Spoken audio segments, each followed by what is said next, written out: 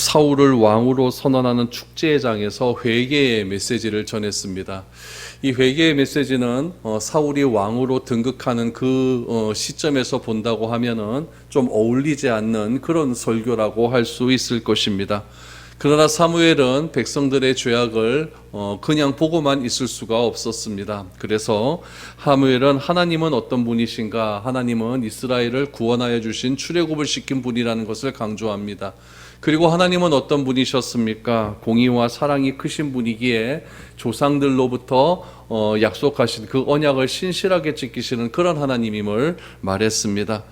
오늘은 사무엘의 세 번째 설교, 고별 설교 중에 세 번째에 해당하는, 세 부분에 해당하는 그 설교의 마지막 부분을 봅니다. 그리고 설교를 듣고 이스라엘 백성들이 회개를 하게 되고 그 회개에 대한 사무엘의 답변이 오늘 본문에 나오게 됩니다. 이런 말씀을 통하여서 우리가 또 하나님께 돌이가야 될 그런 그 근거가 무엇인지를 한번 살펴볼 수 있기를 바랍니다. 13절에서 15절 말씀, 사무엘의 세 번째 부분입니다. 이에 너희가 구한 왕, 너희가 택한 왕을 보라. 여호와께서 너희 위에 왕을 세우셨느니라. 너희가 만일 여호와를 경외하여 그를 섬기며 그의 목소리를 듣고 여호와의 명령을 거역하지 아니하며 또 너희와 너희를 다스리는 왕이 너희의 하나님 여호와를 따르면 좋겠지만은 너희가 만일 여호와의 목소리를 듣지 아니하고 여호와의 명령을 거역하면 여호와의 손이 너희의 조상들을 치신 것 같이 너희를 치실 것이라. 고별 선교의 마지막 부분입니다. 결론은 무엇입니까? 하나님의 언약을 이야기하고 있죠. 그 언약은 어떤 언약에 근거하고 있냐면 신명기적 사관이라고 우리가 얘기를 합니다. 신명기적 언약. 우리 여러분 신명기서를 쭉 읽어보면 항상 하나님께서 복과 저주를 내리실 때 조건부가 붙습니다. 하나님의 말씀을 듣고 너희가 지켜 행하면 이러한 복이 올 것이고 하나님의 말씀을 듣고도 지켜 행하지 아니하면 이러한 저주가 임할 것이다. 이렇게 조건절을 붙여서 그 조건절 다음에 복과 저주를 말하는 것을 신명기적 언약이다라고 이렇게 이야기를 합니다. 오늘 본문 말씀에도 보면은 13절에서 15절까지 말씀을 보면 특별히 13절에서 15절까지 무엇 해서 여호와를 따르면 좋겠지만은 이라고 이야기하죠.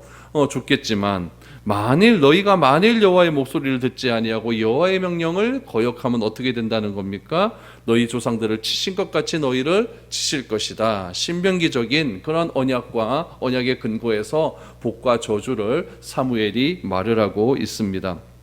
그래서 이 신명기적인 이 약속은 항상 기억되어야 되고 항상 선포되어야 될 그런 말씀입니다. 사무엘은 이스라엘의 요구가 맞건 틀리건 간에 이스라엘이 왕을 요구한 건 분명한 거 사실 아니냐라고 이렇게 이야기를 하고 있죠. 결국 하나님께서 허락하셔서 이스라엘에게 왕이 들어왔다라는 것을 사무엘은 분명히 이야기를 합니다. 이것이 우리의 신앙 고백이 되어야 된다는 이야기죠. 우리도 그럴 때가 있습니다. 내가 하나님께 무엇을 요구를 합니다. 또 무엇을 요구하지 않았습니다. 그런데 요구하는 것은 안 이루어지고 요구 안 한 것이 이루어졌다. 이것이 하나님의 뜻대로 이루어진 일이다 라고 한다면 그것을 내가 받아들이는 것, 그것이 우리의 신앙 고백이 되어야 된다는 것이죠. 항상 내 뜻대로 하나님을 조정하려고 하는 것이 아니라 내 생각에 맞지 않는다 할지라도 하나님께서 오케이 하면 그 말씀에 순종하고 받아들이는 것이 우리 신앙의 고백이 되어야 된다라는 것이죠. 이처럼 하나님의 뜻을 내가 수용을 하고 순종하면 하나님은 항상 우리에게 약속을 주시는데 그 약속이 어떤 약속이냐? 신명기적인 약속이라는 것이죠. 그 약속을 지키면 복을 받고 지키지 않으면 저주를 받게 된다라는 거죠. 그럼 이 약속을 오늘 본문 말씀으로 그대로 적용하면 어떻게 될까요? 우리 사무엘상 11장 말씀에 보면 암몬이 쳐들어오지 않았습니까? 암몬이 쳐들어왔을 때 이스라엘이 기억하는 것은 사울 왕을 기억을 했습니다. 우리에게도 왕이 있지. 그래서 사울을 앞세워서 전쟁을 했더니 어떻게 되었냐면 승리를 하게 됐다는 얘기죠. 이것을 사무엘이 지금 본문에서 어떻게 해석을 하고 있냐면은 왕이 있기 때문에 암몬과의 전쟁에서 승리한 것이 아니라 왕을 세우신 분이 하나님이기 때문에 하나님으로 인해서 승리했다는 것을 강조하고 있는 거죠. 그러니까 주인공이 사울 왕이 아니라 하나님이라는 이야기입니다. 전쟁에 능한 하나님이 함께 하시기 때문에 그 전쟁에서 승리할 수 있었다라는 것이죠. 그것이 13절까지의 이야기고, 그럼 또 15절에서는 뭐라고 이야기합니까? 하나님의 뜻에 어긋난 삶을 살면 어떻게 되느냐? 조상들과 같이 어려움을 당하게 될 것이다. 그러니까 결론은 무엇이냐? 사무엘은 이렇게 얘기하죠. 너희를 구원하신 분은 하나님이다. 하나님은 어떤 분이시냐? 공의와 사랑이 크신 하나님이다. 마지막 결론으로 세 번째로, 하나님은 어떤 분이시냐? 하나님은 말씀에 순종하는 자에게 복을 주시고 순종하지 않는 자에게 벌을 내리시는 그런 하나님이다. 그 하나님을 잘 믿고 섬겨라. 이것이 사무엘의 고별 설교의 정리 내용이었습니다. 그러니까 이제 반응이 나오겠죠. 16절에서 18절까지의 말씀을 보시죠. 너희는 이제 가만히 서서 여호와께서 너희 목전에서 행하시는 이 큰 일을 보라. 오늘은 밀베는 때가 아니냐. 내가 여호와께 아뢰리니 여호와께서 우레와 비를 보내사 너희가 왕을 구한 일 곧 여호와의 목전에서 범한 죄악이 큼을 너희에게 밝히 알게 하시리라. 이에 사무엘이 여호와께 아뢰매 여호와께서 그날에 우레와 비를 보내시니 모든 백성이 여호와와 사무엘을 크게 두려워하니라. 무슨 말입니까? 설교 다 마무리됐습니다. 마무리되고 난 다음에 사무엘이 지금 강조하는 것은 무엇이면, 줄기차게 계속하는 것은 왕을 세운 것이 잘못되었다는 것을 강조하는 것 아닙니까? 그러면 그 잘못되었다는 것의 증거를 보여주겠다는 이야기죠. 그 증거가 무엇이냐면은 비를 내리겠다는 겁니다. 그 비를 내리는 것을 16절 말씀에 보면은 무엇이라고 이야기하냐면은 너희 목전에서 행하시는 하나님의 큰 일이라고 이야기합니다. 하나님의 큰 일. 그럼 비를 내리는 것이 왜 큰 일이냐? 17절 말씀에 보면 오늘은 밀베는 때가 아니냐라고 말합니다. 밀베는 때. 여러분, 이 밀베는 때는 이스라엘의 건기가 시작되는 그런 때입니다. 3월과 5월에 이스라엘은 보리를 수확하고 또 5월과 6월에는 밀을 뱁니다. 이 5월과 6월 밀을 벨 때에 이제 건기가 시작이 되는 거죠. 그 전에 이제 비가 다 내리고 5월, 6월 밀 벨 때 이제 건기가 시작됩니다. 그러니까 이때는 이스라엘 백성들이 무엇을 기다리냐면은 항상 아침에 내리는 이슬을 기다리게 되는 거죠. 그 이슬을 받아가지고 이제 이렇게 생활도 하고 그렇게 하는 것이 이스라엘의 어떤 그 기후의 특징입니다. 그렇기 때문에 너희가 이때 17절 오늘 밀베는 때가 아니냐라고 하는 것은 건기라는 것을 지금 말하고 있는 거죠. 비가 올 때가 아니다라는 것을 이야기합니다. 그러므로 비가 오지 않은 건기 때에 하나님께 기도를 해서 비가 오게 하는 것은 참으로 놀라운 일이라는 거죠. 그러면은 이 하나님께 사무엘이 기도함으로 이 놀라운 기적을 행하려고 하는 사무엘의 의도는 과연 무엇일까요? 그것은 하나님께 기도함을 통해서 하늘에서 비가 내린다는 것은 기적을 행하겠다는 것 아닙니까? 이것은 하나님에 대한 믿음을 더욱더 크게 하기 위한 사무엘의 방편이라고 할 수가 있을 것입니다. 사무엘은 지금까지 12장을 시작하면서 설교를 쭉 했어요. 하나님은 너희를 구원하신 하나님이다. 하나님은 공의와 사랑이 충분하신 하나님이다. 하나님은 말씀을 지키는 자에게 복을 주시는 하나님이다. 이 하나님이 어떤 하나님이냐? 너희 목전 앞에서 큰 일을 행하시는 하나님이다 라는 것을 강조하기 위해서 이 기적을 베풀겠다라는 거죠. 예수님도 이렇게 기적을 행할 때마다 항상 반복되는 것은 무엇이냐면은 자기가 누구신지를 알리기 위함이었습니다. 예를 들면 이런 거죠. 예수님께서 나는 생명의 떡이다 라는 것을 말씀하셨어요. 나는 생명의 떡이다. 이 생명의 떡이다 라는 것을 말씀하시기 전에 어떤 사건이 있었냐면은 오병이어의 기적이 있었거든요. 떡 만드는 기적을 통하고 그 떡에 대한 의미를 설명하면서 내가 주는 떡은 너희가 육신이 배불렀지만 또 배고플 거라는 얘기죠. 그러나 생명의 떡인 나를 먹게 되면 영생하게 될 것이다 라는 것을 강조하는 거죠. 또 예수님께서 나는 세상의 빛이다 라는 말씀을 하시기 전에 어떤 사건을 행하셨냐면 맹인을 고치는 사건을 이야기합니다. 여러분, 앞 못 보는 사람 깜깜하게 아무것도 못하잖아요. 그런데 예수님께서 앞 못 보는 맹인을 고치신 다음에 나는 생명의 빛이다, 나는 세상의 빛이다 라는 것을 말씀하는 거죠.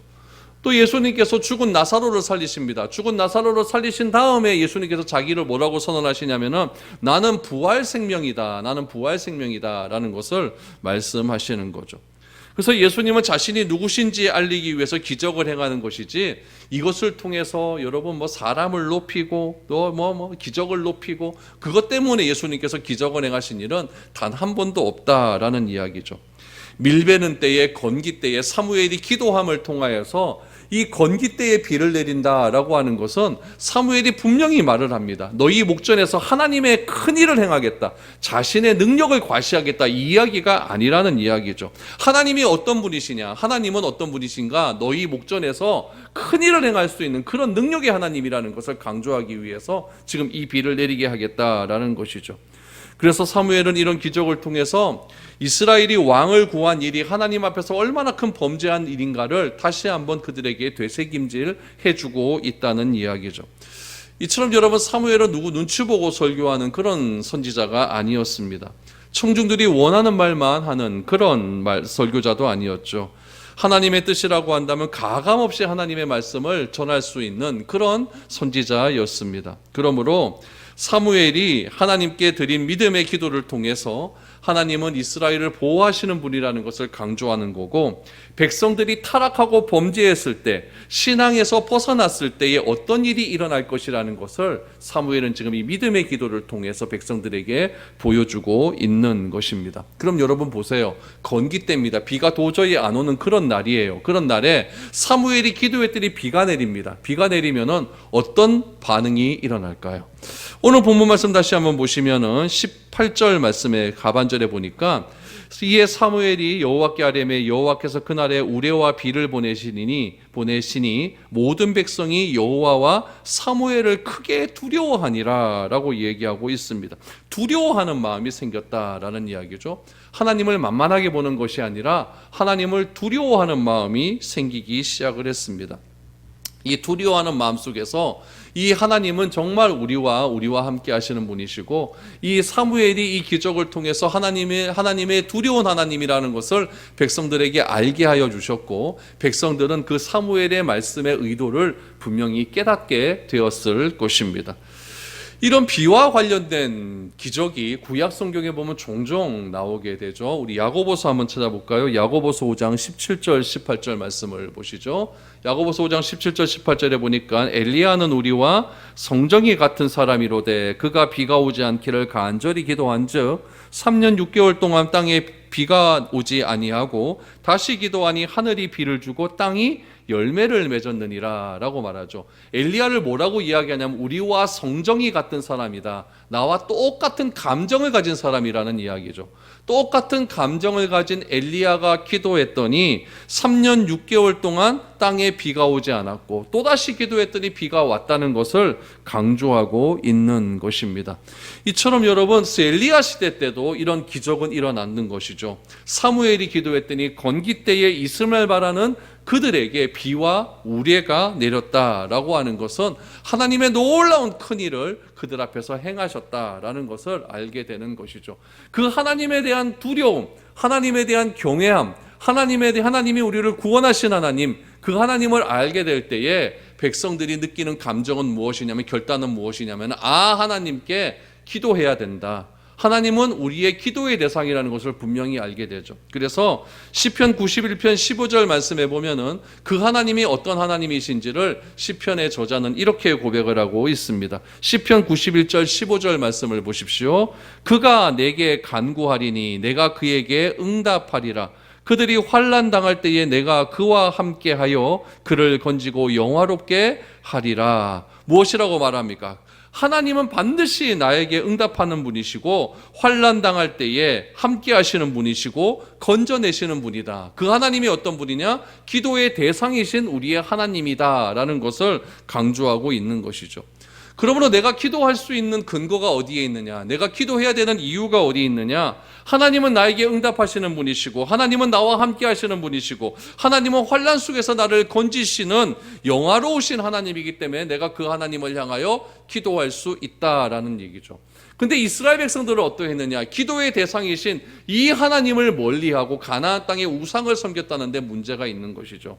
그래서 사무엘은 그렇게 이스라엘 백성들에게 기적을 통해서 기도의 대상은 하나님밖에 없다라는 것을 우리에게 말해주고 있는 것이죠. 여러분, 이 기도에도 성경을 가만히 보시면 여러분 유혹이 있습니다. 우리가 기도를 한다고 해서 기도가 다 하나님께 맞는 그런 기도가 아니라 우리가 성경 말씀을 조금만 잘못 보게 되면 기도의 유혹을 우리가 당하게 됩니다. 예를 들면 이런 것이죠. 예수님도 우리 지난주 주일 설교할 때 바리새인과 헤롯의 누룩을 주의하라라고 말씀하지 않았습니까? 근데 제자들이 받아들였을 때는 바리새인과 헤롯은 다 빼버리고 누룩만 강조하지 않습니까? 우리가 기도에 대해서 강조할 때도 이런 유혹을 굉장히 많이 받습니다. 우리 마태복음 7장에도 보면은 우리가 기도에 대해서 이야기할 때 무엇든지 구하고 찾고 두드리면 된다라고 이야기를 하죠. 그래서 무엇이든지 구하면 구할 것이고 찾으면 찾게 될 것이고 두드리면 열린다라고 이렇게 예수님은 말씀하셨어요. 여러분 이 말씀이 맞습니다. 맞는데 이 말씀을 조금만 우리가 오해하게 되면 이거는 우리의 기도의 유혹이라고 할 수가 있어요. 여러분 무조건 구한다고 무조건 찾는다고 무조건 두드린다고 여러분 내가 구해지게 되고 찾게 되고 뭐 다친 게 열립니까? 그런 거 잘 안 일어나거든요. 잘 안 일어나요. 왜 그럴까요? 주님께서는 이렇게 말씀하셨는데 왜 안 될까요? 앞에 부분이 다 빠졌기 때문에 그래요. 앞에 부분이 다 빠졌기 때문에 그래요. 그럼 앞에 부분은 무엇이 있을까요? 너희가 내 안에 거하고 내가 너희 안에 거하면 무엇이든지 원하는 대로 구하라라고 말합니다. 근데 우리는 무엇만 좋아하냐면은 무엇이든지 원하는 대로 구하라 요 말만 좋아하지 앞에 부분은 별로 좋아하지도 않습니다. 있는지도 모릅니다. 너희가 내 안에 거하고 내 말이 너희 안에 거하면 이 말은 결국 뭐냐면은 하나님의 말씀이 우리 가운데 늘 언제나 거해야 된다는 이야기죠. 그러므로 기도의 유혹에서 벗어날 수 있는 방법은 하나님의 말씀이 내 안에 거하는 방법밖에 없다는 이야기죠. 그것은 무엇이냐면 내 뜻을 관철시키기 위해서 하나님께 기도하는 것이 아니라 하나님의 뜻에 따라 구하고 찾고 두드리라는 것입니다. 그러면 주님께서 원하시는 것을 우리에게 허락해 주신다. 가장 좋은 것으로 우리에게 주신다라고 그렇게 약속을 하고 있는 것이죠. 그러므로 주님이 하시는 말씀을 내 입맛대로 골라서 받아들이는 것이 아니라 내가 듣기에 좀 불편하고 내가 듣기에 편하지 않는다 할지라도 그 말씀을 내 마음 가운데 깊이 받아들이라는 이야기입니다. 여러분 성경 말씀을 보면 예수님의 설교가 나오지 않습니까? 여러분 예수님의 설교의 말씀을 가만히 듣고 있으면 여러분 편한 것 같습니까? 예수님은 절대 편한 말씀 안 하십니다. 예수님은 예수님의 설교 말씀을 가만히 듣고 보면 여러분 예수님의 설교는 하나도 편한 말씀이 없습니다. 심령이 가난한 자는 복이 있나니 천국이 저희 것이요. 누가 가난하고 싶습니까? 누가 우리의 심령을 가난한 그런 사람으로 우리가 살고 싶습니까?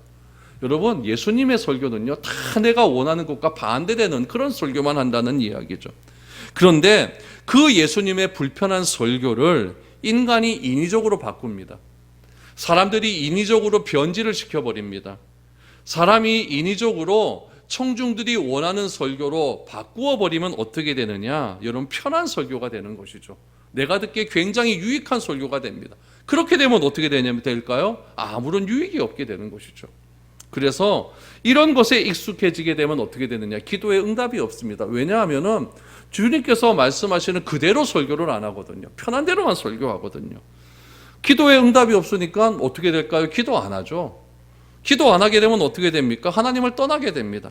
그리고선 하나님 하는 말이 뭐냐면은 저분은 기도의 응답도 많은데 나는 기도의 응답도 없는갑다. 그리고서 꼭 하는 말이 있죠. 저분은 사랑하시고 나는 사랑하지 않는다라고 하면서 상처받았다고 하면서 교회 다 떠나버립니다. 그런 일들이 우리 주변에 너무나 많다는 이야기예요. 그러나 하나님은 한 번도 우리를 떠나신 적이 없습니다. 우리를 하나님을 떠나는 것은 하나님이 우리를 버린 것이 아니라 내가 하나님을 버린 것밖에 없는 것이죠. 그래서 스가랴 4장 6절 말씀을 보시면은 하나님은 이렇게 우리에게 말씀하십니다. 스가랴 4장 6절에 보니까 그가 내게 대답하여 이르되 여호와께서 스룹바벨에게 하신 말씀이 이러하니라 만군의 여호와께서 말씀하시되 이는 힘으로 되지 아니하며 능력으로 되지 아니하고 오직 나의 영으로 되느니라. 여기서 중요한 것은 힘과 능력입니다. 힘과 능력은 내 노력이죠. 내 노력으로 되지 않는다는 이야기예요. 무엇으로 되느냐? 하나님의 영으로 된다.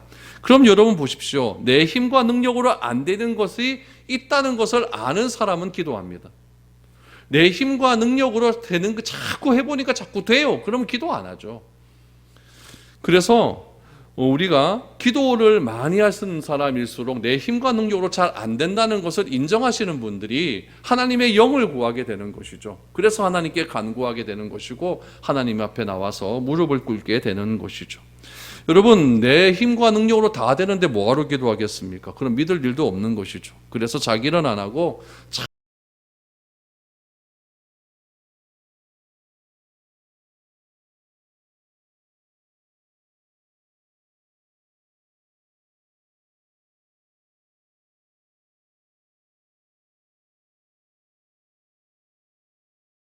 백성들 앞에서 너희 목전에서 행하시는 하나님의 놀라운 일들을 내가 너희에게 보이겠다라고 하면서 건기 때에 비와 우레를 내리게 해버립니다. 그랬더니 하나님을 향한 두려움이 있게 되는 것이죠. 그 하나님을 향한 두려움이 있게 되자 백성들의 반응이 어떤지 보십시오. 19절 이하를 보십시오. 모든 백성이 사무엘에게 이르되 당신의 종들을 위하여 당신의 하나님 여호와께 기도하여 우리가 죽지 않게 하소서. 우리가 우리의 모든 죄에 왕을 구하는 악을 더하였나이다.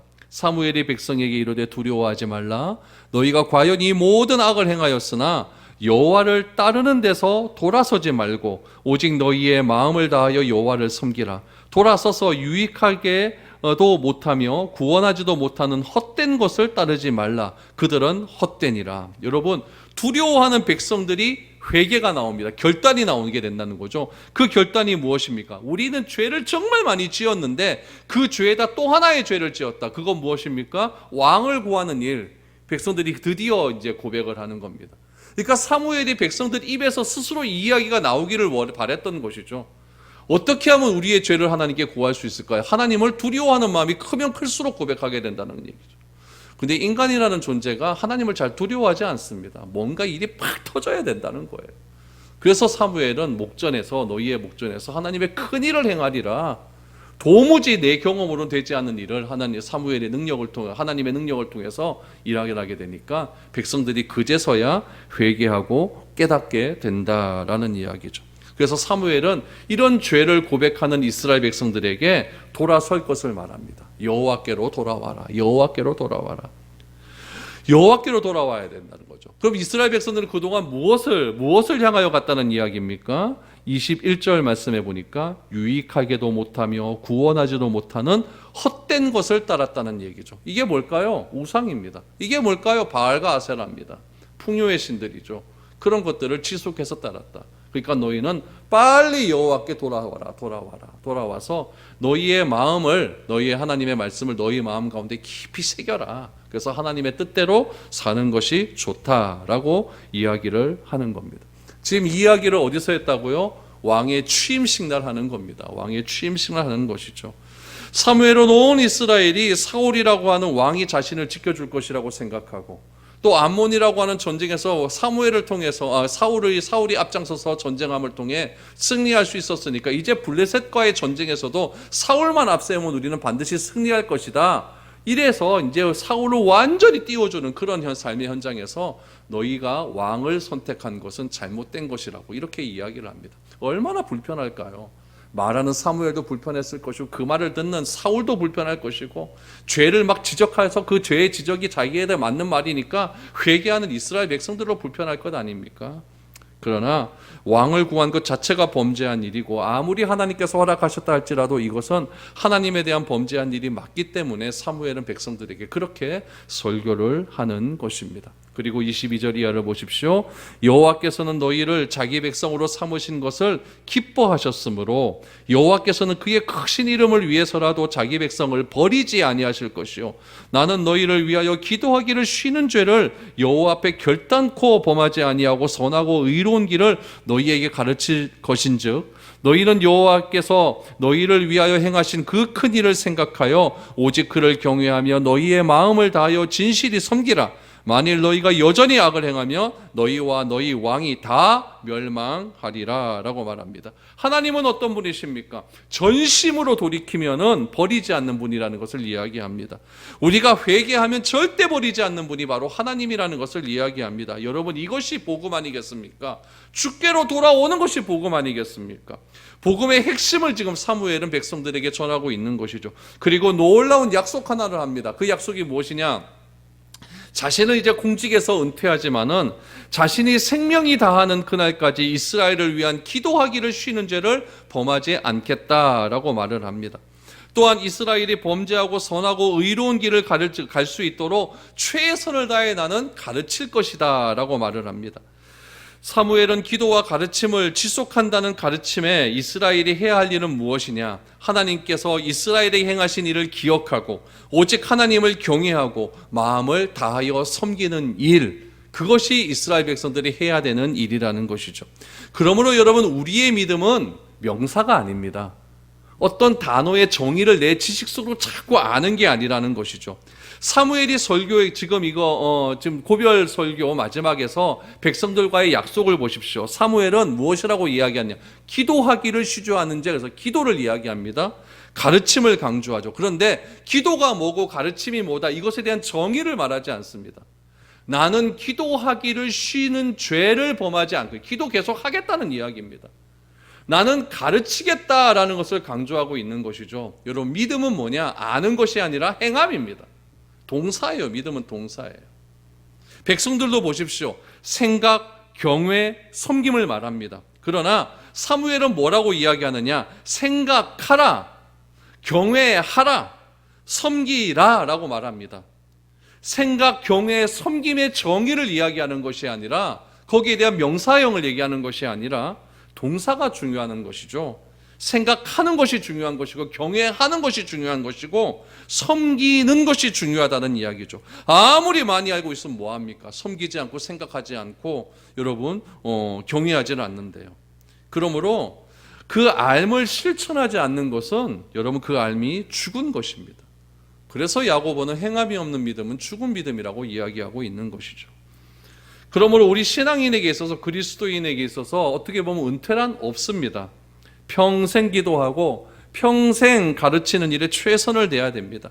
배우고 가르치고 기도하는 일에는 은퇴가 없다는 이야기입니다. 그러므로 우리는 죽는 날까지 기도해야 됩니다. 왜냐하면 우리의 힘과 능으로 되는 일은 하나도 없기 때문에 그렇습니다. 아무리 의학기술이 발달하고 병원이 생기고 좋은 학교가 많이 생긴다 할지라도 우리가 끝까지 해야 할 일은 기도하는 일입니다. 왜냐하면 과학기술이 인간의 이성의 능력이 우리를 구원하지 못하기 때문에 그렇습니다. 이 세상의 많은 일들은 내 힘과 내 능력으로 되지 않습니다. 우리 화요일 날 태풍 온다고 얼마나 막 그냥 두려웠습니까? 여러분, 우리 삶에 얼마나 큰 위험이 있습니까?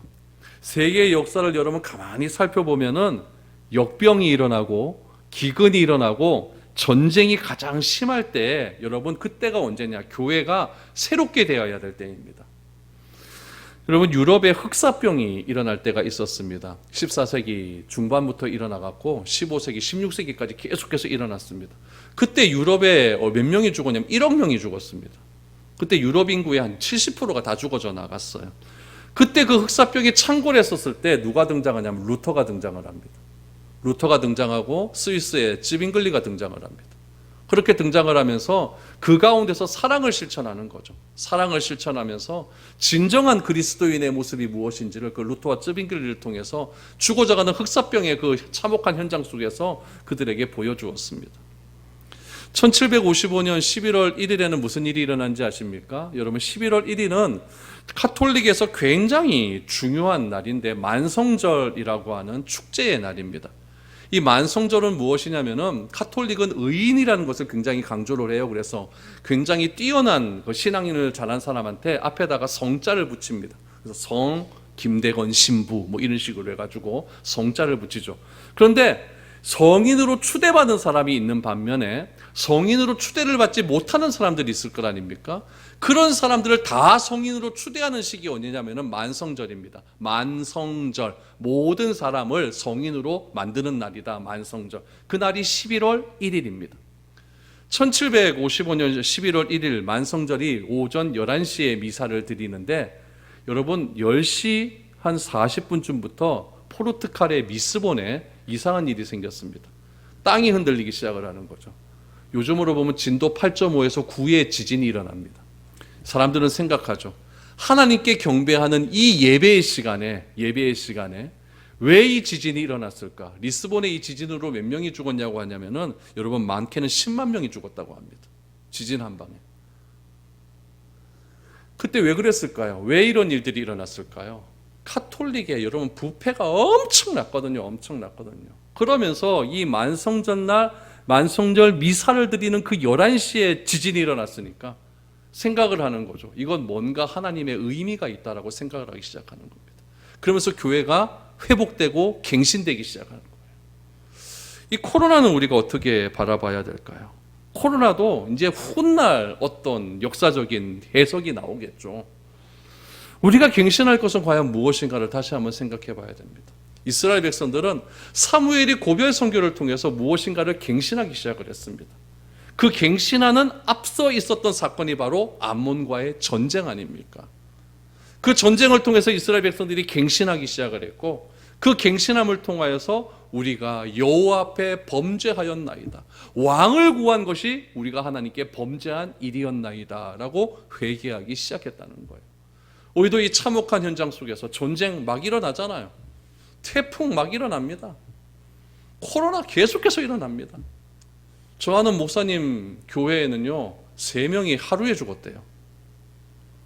그러니까 정신이 없다고 그러더라고요. 정신이 없다고 그러더라고요. 이런 것들 속에서 우리가 무엇을 바라봐야 됩니까? 그냥 뭐 그렇겠지, 뭐 죽겠지, 이건 아니라는 이야기죠. 사무엘의 피를 쏟는 외침으로 한 설교를 우리가 늘 기억해야 됩니다. 그래서 주께 우리가 돌아감을 통해 우리를 끝까지 포기하지 않는 하나님의 은혜를 날마다 갈망해야 됩니다. 내가 새롭게 갱신해야 될 것은 무엇인가? 내가 새롭게 돌아가야 될 것은 무엇인가? 이 참혹한 현장 속에서, 이 삶의 모습 속에서 우리가 새롭게 회복돼야 될 것은 과연 무엇일까를 다시 한번 생각하셔서 우리가 사무엘의 설교가 우리 삶 가운데 깊이 새겨짐을 통해 우리도 서로 갱신할 수 있는 그런 능력이 우리 가운데 넘쳐날 수 있기를 축복드립니다.